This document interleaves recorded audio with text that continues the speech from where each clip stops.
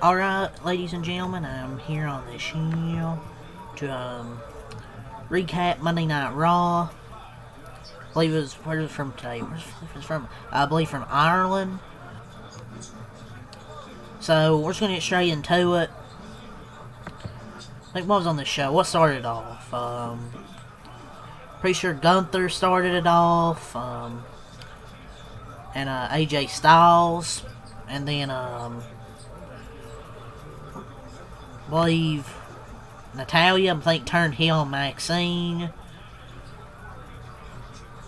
So I guess they're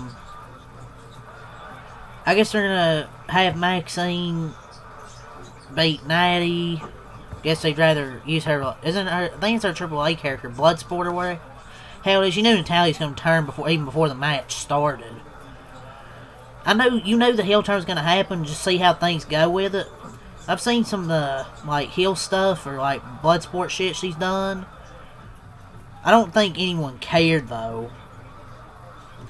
I would have preferred the real Natty character as a babyface, but that's how they get Maxine away from, Becky Lynch. That's how they get her away.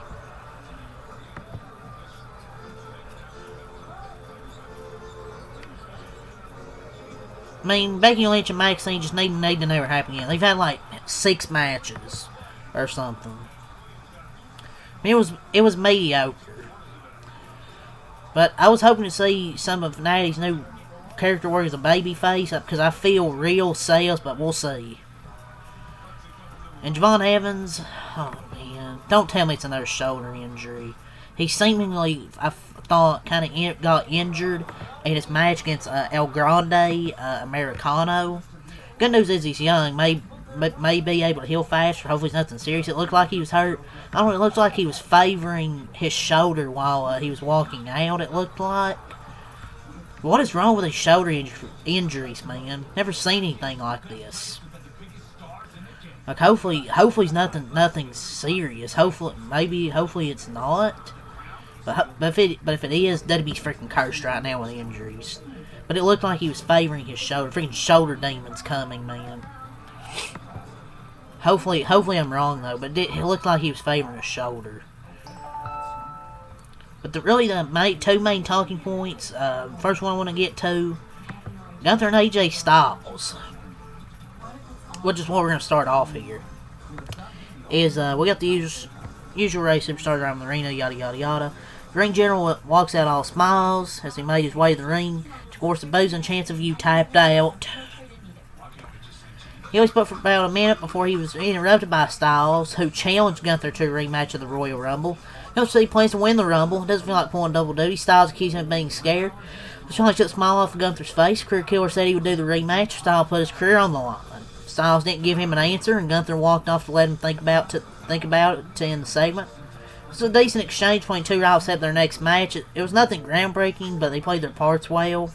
Look, trying to end others' careers is a good way to keep Gunther busy while he's not chasing for a title. Like, the gimmick works for him, but so it is official. With AJ's career on the line, is it kind of sudden? We never know what his intentions were with retiring. Retiring in 2026 doesn't mean he's going till December. Either I'm intrigued to see where this goes. I imagine this feud goes through WrestleMania. I don't know. I wonder if his contract is up at the end of January. He did sign his first contract in January as he debuted at the 2016 Royal Rumble. But an entire year was never promised. Like, he never promised an entire year. This isn't going to be like a John Cena retirement tour. An entire year was never planned, but maybe AJ will win and they run it back at Mania in the rubber match, but I don't know, man. I'm kind of curious where they go. I don't know when his contract's up. Is it in February? At the end of in February? I don't know. But we'll see where they go with this. And then the main event between CM Punk and Finn Balor was phenomenal. What a fucking main event between Finn Balor and CM Punk. An absolute banger. No interference, no crazy out of the ring stuff. Just a good old wrestling match. I think Finn Balor could have a world title run sometime soon. Now isn't the time, obviously, because you knew CM Punk was going to retain. But that was a phenomenal match. The prestige of the world title, I think, is back. This was a great match. I'm surprised this is their first one-on-one singles match. Right outcome, though, Finn hasn't been built like a world champion the past few years. Wouldn't make sense randomly give him the world title just like that. But this was a great match for sure. I really wanted to see him two wrestle when CM Punk came back, but they didn't disappoint. It was pretty incredible. I thought it was good, and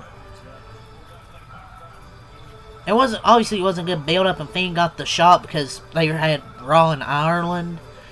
It was a great match. I thought it was the best thing of the show. But I thought it was actually pretty good. I thought the best match of the show.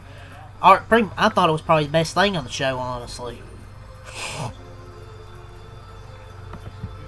Let's go over the full card here. I thought the two best things maybe was the Gunther AJ Styles thing, and then the main event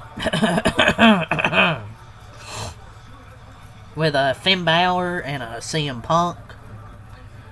But let's go over the show here. We already went over the first segment here. Gunther and AJ Styles already talked about it, so no need to go over that again. The first match, Becky Lynch and Maxine Dupri, for the 6th time since their feud started, they stepped in the ring to fight over the championship. For the match, Natty surprised Maxine, said she won't be in her corner tonight.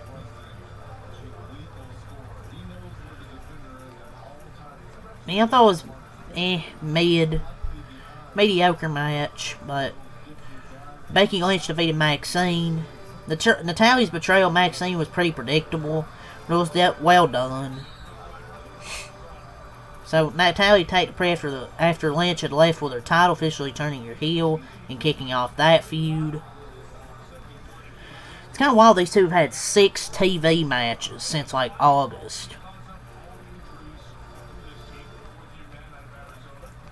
Next we had The Vision versus Rey Mysterio, Penta, and Dragon Lee. After a couple like minor backstage segments involving Paul Heyman and Judgment Day, Jey Uso's music hit. Halfway through the arena, gave a quick promo from the stands about declaring himself. He declared it for the Royal Rumble. After the break, Austin Theory, Logan Paul, and Bronson Reed took on Rey Mysterio, Penta, and Dragon Lee in a 6-man tag match. First couple minutes back and forth. This is a fast-paced match with some fun spots and creative moments. So it's kind of a bout that's hard not to enjoy because that's so many fun exchanges. Obviously, Mysterio, Penta, and Lee were the stars of the match thanks to their high-flying offense, but the Vision looked good too. Crowd was hot. Pierce prevented Theory from using the brass knuckles and argued with Heyman at ringside.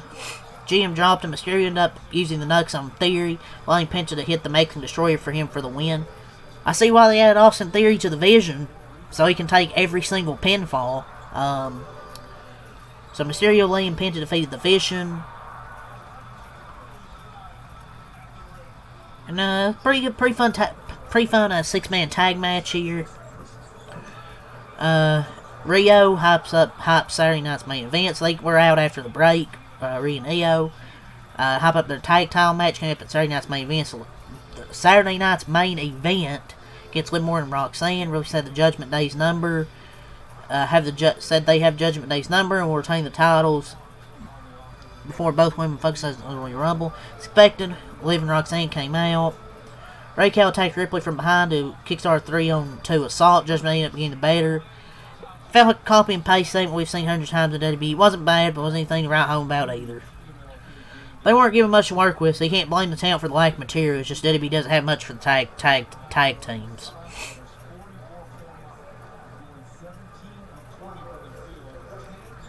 And we had Grande Americana versus Javon Evans, Bailey and Lyra, backstage segment where they both said they were near the Rumble. Then we go to the ring for El Grande Americano against Javon Evans.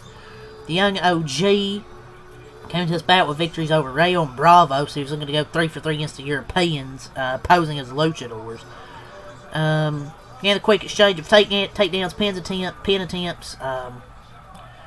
When we returned up from the break, Evans was down outside the ring, and Americano was declared the winner. It appeared Evans suffered a real injury and was escorted out of the arena by medics and officials due to the real-life injury.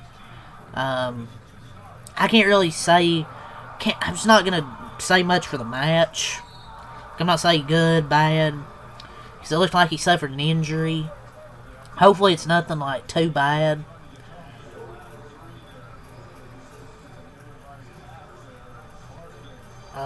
It looks like his shoulder. Hopefully it's nothing bad.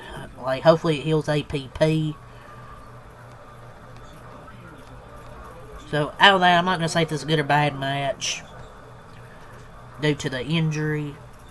Or at least what it looked like, an injury. CM Punk versus Finn Balor. Your mate in the main event. Punk and Balor for the World Heavyweight Championship. And he came out to a huge ovation with his old entrance music. Keep that entrance music. Don't fucking change it. When they first locked up, Punk was getting booed. But yeah, it was phenomenal. Well-paced match. Didn't try to be anything more than a good showcase for two talented wrestlers. It's especially nice to see Finn work as more of a babyface again after spending the last few years as a heel. Obviously, because it's in Ireland, yeah, he's going to work as a babyface, but still. Sorry, I had to pause. I had to charge my computer's almost dead. But they didn't try to be anything more than it needed to be. Like, Punk kicked out of the coup de grace. Managed to hit a GTS to get the win, crushing the same dreams of thousands of the Irish people at the same time. But you feel the energy drop in the crowd the moment Punk won, which expected under these circumstances. Punk offered Balor his hand to help him up and held his arm up as a show of respect after the match. They hugged and the show ended with Punk celebrating his win. Whether this leads to a permanent face turn for Balor remains to be seen. Could it be? Don't know. Might not be. Maybe it's just because it's in Ireland. Possibly, but... The final word, even though this was a pretty average episode of Raw, the main event made it feel like a bigger show. Evans getting injured during his match with Americano put a bit of a damper on the episode. But it had a couple of highlights. Priya and Becky it was a mid match, honestly. The show did a good job hyping starting its main event, while also keeping focus on the Royal Rumble, where we had Jey Uso declare for the Rumble, then Bayley and Lyra Valkyria declare for the Rumble. As a whole, this was a standard episode of Raw, but the main event and that six-man tag match are worth taking the time to watch. I thought those were good. I'll give it a 7 out of 10. I thought it was a solid show. I enjoyed the six-man tag match, the main event. I thought were probably the two best things, probably to me, on the show. But yeah, that's all I'll say for Monday Night Raw here from Belfast, Ireland. I think it's where they were at today. So yeah, leave a like, subscribe for more. Peace, and leave your thoughts on Monday Night Raw.